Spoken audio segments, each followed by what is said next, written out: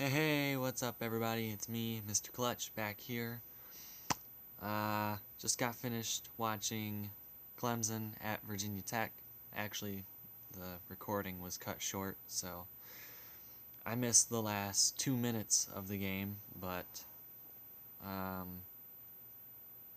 bottom line is Clemson won. It was a pretty dominant game by Clemson's defense and offense, really. Their offense was super balanced. Kept the Virginia Tech defense guessing. Virginia Tech's defense was good, but they gave up one too many plays, and it looked like they started to get worn down. Their defense kept the Virginia Tech offense, primarily one-dimensional. The defensive line shut down any chance of a running game up the middle, that is.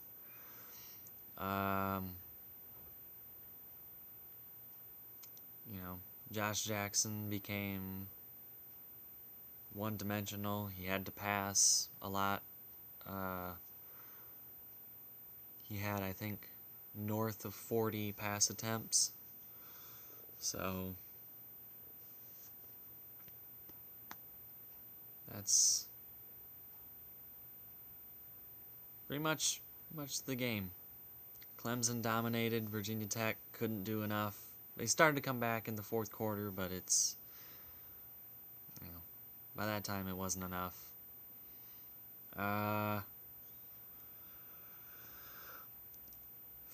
Kelly Bryant had an efficient day as a passer. Really, after the first half, he kind of became more of a running back there. Didn't pass too many times in the second half. The first half, he proved that he could make clutch throws on third down and medium or long, and pick up good distance on those throws.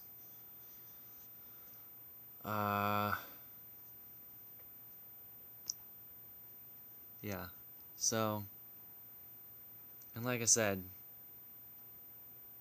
Virginia Tech's defense was good, but they didn't pressure Kelly Bryant enough, and when they did, Kelly Bryant escaped and either ran for, a few yards or a lot of yards, or he found a guy open down the field, or a check down receiver and flipped it to him.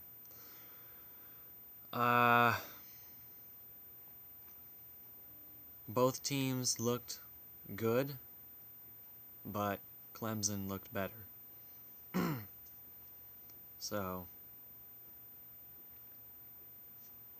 it's hard to beat a defending national champion, but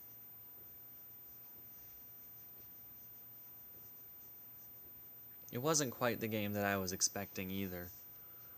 I guess I was expecting more offensive fireworks than what actually happened. A lot of there was really only one explosive. Well, there were two explosive plays. One by Clemson. Kelly Bryant hit his running back out of the backfield on a blown assignment by the Virginia Tech. Sorry, just got an email. But a blown assignment by Virginia Tech linebacker.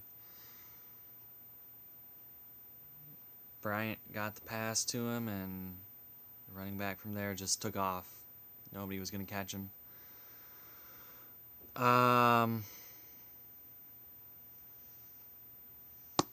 then a punt return by Virginia Tech set up one of Virginia Tech's two offensive touchdowns.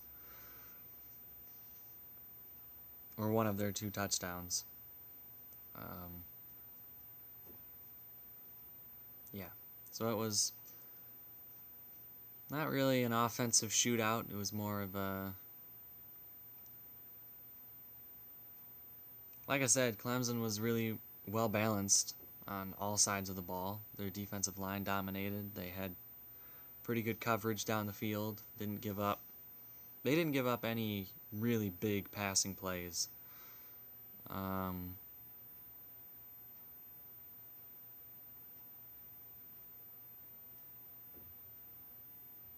Yeah. And Virginia Tech, like I said, they played well too, but they couldn't get a lot of pressure on Kelly Bryant. So that was Saturday nights, not last night's. Saturday night's college football primetime game. Number 2 Clemson beats out number 12 Virginia Tech in Blacksburg, 31-17, I believe. Like I said, the last 2 minutes were cut off, so I can't remember if they scored or not. But yeah. However, I do believe there is going to be a top 5 shakeup. I think the top 4 are going to stay the same. So Alabama, number 1, number 2, Clemson, number 3, Oklahoma. They had a bye this week, so I don't expect their position to change. Number 4, Penn State looked impressive, so I think they're going to stay there. But USC had a surprising loss at Washington State. Number 5 USC lost 30-27 at Washington State. At number 16 Washington State. So they were ranked, so it's not like, oh my gosh, Washington State's unranked and they just beat USC. No, they were ranked and they're a good team, but I don't think very many people expected that to happen. Sam Darnold threw another pick. He ran in for 2 scores, but in the end it wasn't enough for Luke Falk and Washington State Cougars. So, there are several teams waiting in the ranks to know if they're going to move up. Number 6... Wow, I'm drawing a blank here. I don't know. The number 6 team. Whoever it is, I can't remember right now. Number 7, Georgia, could potentially move up a spot. Michigan, number 8, I don't think is going to move up because they also had a bye. Number 9 team had a bye too. TCU, number 9 TCU had a bye. And then Wisconsin, number 10, held on 33-24. So, I don't think... You never know. They could move up. I have no idea. But yeah. And there could be some new teams in the top 10. Who knows? So, something to look out for. The next Saturday night primetime game that will be talked about here is Michigan State. I believe they're at Michigan. At the Big House at number 8 Michigan. So that's going to be the next. That should be a fun one. That's always a fun game to watch just because it's usually very competitive, down to the wire. Michigan State's having a bounce back year. After their disappointing season, they're having a nice little bounce back year. But like I said, I might have said this before, but I'll say it again.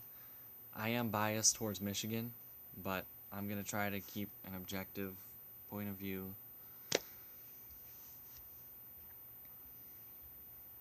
You might not be able to tell when I do the episode, when I make it, post it, stuff, but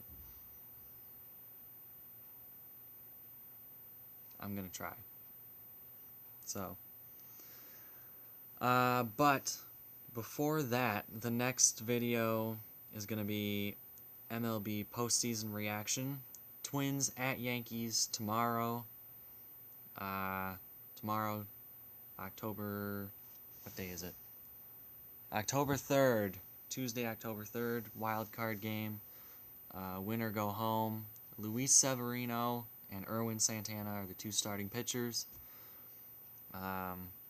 game is on ESPN at 8 o'clock. Check me on that, but I think it's 8 o'clock. So it should be a fun one. So, yeah. And that video will be out either tomorrow night or Wednesday, sometime during the day. No later than Wednesday, though, will that video be out.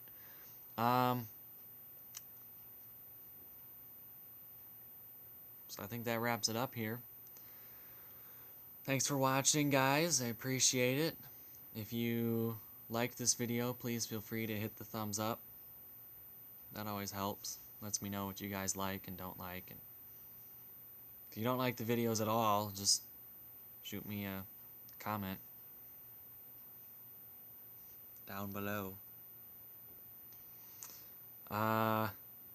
Subscribe if you liked this episode, if you like other episodes. And also, if you can, share this with your friends, your family, your acquaintances, your frenemies, your die-hard sports rivals. As long as you don't get like evil texts saying I'm gonna beat you up because you sent me this, then I'm okay with it. That was unnecessary, I think. But anyways, this is Mr. Clutch signing out, saying I'll catch you guys on the flip side, which will be tomorrow or Wednesday.